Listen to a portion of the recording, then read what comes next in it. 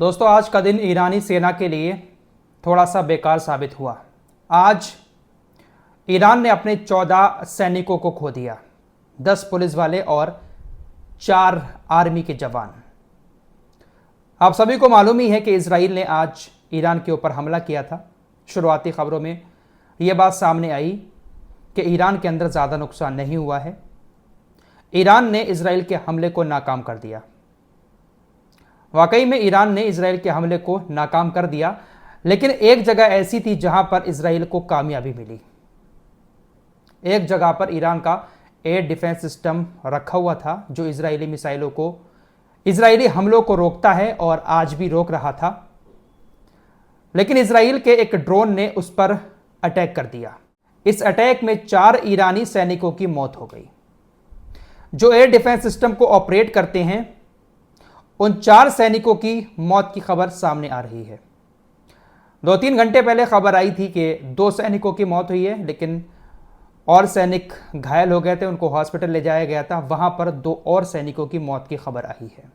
तो कुल मिलाकर इजराइल के हमले में एयर डिफेंस सिस्टम को ऑपरेट करने वाले ईरान के 4 सैनिक मारे गए। दोस्तों, ईरान अब खामोश शायद नहीं बैठेगा, क्योंकि 4 सैनिक ईरान के मारे गए हैं। इजराइल का टारगेट ही ईरान के एयर डिफेंस सिस्टम थे। इजराइल को ऐसा लग रहा था कि ईरान के एयर डिफेंस सिस्टम को हम नष्ट कर देंगे तो उसके बाद ईरान पूरी तरीके से हल्का पड़ जाएगा, क्योंकि किसी भी देश की जो मेन चीज़ है उसका एयर डिफेंस सिस्टम ही है, वरना कोई भी देश किसी के ऊपर भी हमला करके उसको तहस नहस कर सकता है। ईरान के एक एयर डिफेंस सिस्टम पर इजराइल ने हमला कर दिया और उसमें 4 सैनिकों की मौत भी हो गई। इसके अलावा 10 पुलिस वाले भी आज मारे गए। दरअसल एंटी ईरान एक संगठन है दक्षिण पूर्वी ईरान में, इसको ईरान आतंकवादी संगठन कहता है। उसने ईरान की पुलिस के ऊपर हमला किया, जिसमें 10 पुलिस वाले ईरान के मारे गए।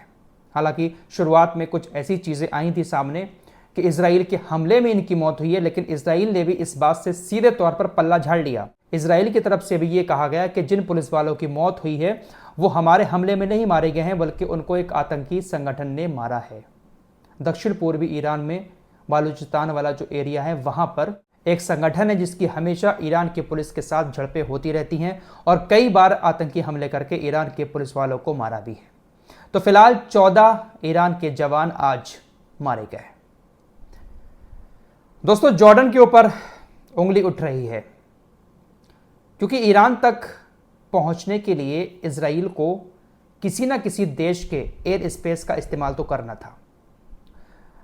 ईरान तक आखिरकार इजराइल के लड़ाकू विमान कैसे पहुंचे?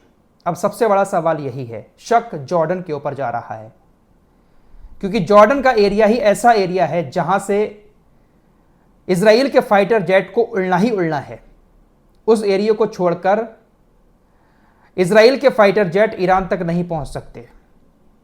जॉर्डन के ऊपर उंगली उठी। जॉर्डन ने साफ तौर से इस बात से पल्ला झाड़ लिया कि भाई साहब, हमने अपने एयर स्पेस को इस्तेमाल करने की इजाजत इजराइल को नहीं दी है, और ना ही इजराइल ने हमारे एयर स्पेस का इस्तेमाल करके अपने लड़ाकू विमानों को ईरान तक पहुंचाया है।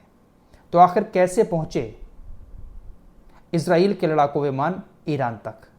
जॉर्डन का कहना है कि इजराइल के लड़ाकू विमान सीरिया से उड़े थे, जबकि सीरिया के अंदर इजराइल का कुछ लेना देना नहीं है। जॉर्डन ने कहा कि हमारे देश का इस्तेमाल नहीं किया, बल्कि सीरिया के एयरबेस से इजराइल के लड़ाकू जेट उड़े और डायरेक्ट ईरान के अंदर जाकर उन्होंने हमले शुरू कर दिए। और ऐसा पहले भी इजराइल ने किया है, सीरिया के बेस से अपने लड़ाकू विमानों को उड़ाकर। तो इस तरीके की बातें करके अपने पल्ले को जॉर्डन झाड़ने की कोशिश कर रहा है। दरअसल इजराइल ने एक प्लान बनाया था ईरान पर हमला करने से पहले।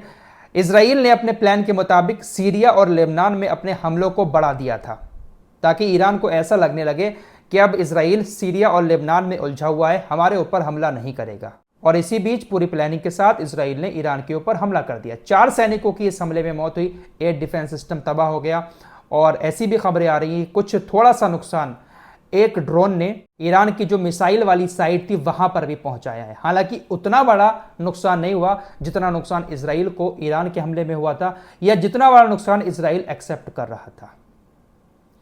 फिलहाल मामला बहुत ज़्यादा बढ़ चुका है और अब ईरान भी शायद खामोश नहीं बैठेगा, क्योंकि 4 उसके सैनिक मारे गए हैं।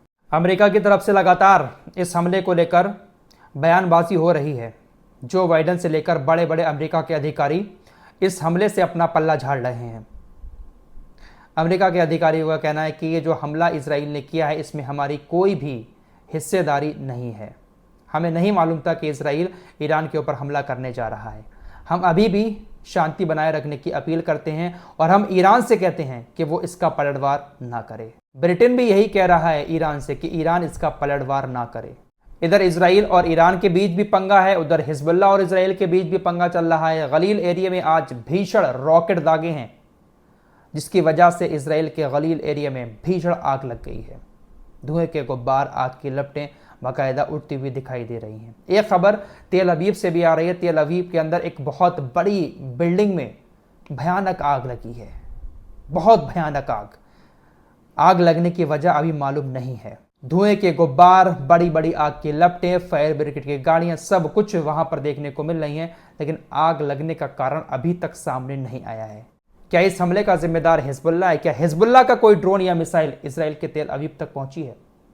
बहुत जल्द इस बात का पता चल जाएगा। लगातार इस तरह की खबरें भी सामने आ रही हैं कि इजराइल ने हमला करने से पहले एक तीसरे देश के जरिए ईरान को एक मैसेज भेजकर चेतावनी दी थी कि देखिए भाई, हम आपके ऊपर हमला कर रहे हैं।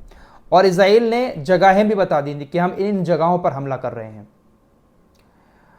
इजराइल ने साथ ही साथ ईरान से यह भी कहा था कि आप इसका पलटवार मत करना। अगर आप पलटवार करेंगे तो फिर शांति कायम नहीं होगी। अगर आपने हमारी कार्रवाई के बाद कोई जवाबी हमला किया तो हमारा जो अगला हमला होगा वो बहुत ही ज्यादा बड़ा होगा। यह इजराइल ने पहले ही एक तीसरे देश के जरिए, देश का नाम सामने नहीं बताया जा रहा है, लेकिन एक तीसरे देश के जरिए ईरान तक ये मैसेज पहुंचाया था। ईरान के विदेश मंत्री ने कहा है कि ईरान अपनी आत्मरक्षा के लिए, अपने हितों के लिए हमेशा सामने खड़ा रहेगा। ईरान की कोई भी रेड लाइन नहीं है। दोस्तों, आज के इजराइल के हमले के बाद एक बात तो साफ तौर से नजर आने लगी, जो मैं आपसे लगातार कह रहा हूं कि अगर ये अरबी देश इजराइल के साथ ना होते तो इजराइल कभी भी इस तरह की जरूरत नहीं करता। जॉर्डन साफ साफ कह रहा है कि हमने अपने क्षेत्र का इस्तेमाल नहीं करने दिया। ईरान तक पहुंचने के लिए इजराइल को या तो इराक की सीमा को पार करना था, आर्मेनिया, तुर्की, अफगानिस्तान, अजरबैजान और पाकिस्तान। ये वो सीमाएं हैं जो ईरान से सटी हुई हैं। जब जॉर्डन के एयर स्पेस का इस्तेमाल इजराइल ने नहीं किया तो क्या तुर्की का इस्तेमाल किया, पाकिस्तान का इस्तेमाल किया, अफगानिस्तान का इस्तेमाल किया, या फिर आर्मेनिया और अजरबैजान का इस्तेमाल किया? देखिए, ये सारे आर्मेनिया, अजरबैजान, जॉर्डन, ये सारे वो देश हैं जो इजराइल के गुलाम हैं। तो किसी ना किसी देश ने तो इजाजत दी होगी, वरना ऐसे ही थोड़ी ना पहुंच गया लड़ाकू विमान डायरेक्ट ईरान के अंदर। फिलिस्तीन और ईरान के अपने ही गद्दार हैं तो दूसरों से कोई क्या ही कहेगा। फिलहाल इस रिपोर्ट में इतना ही।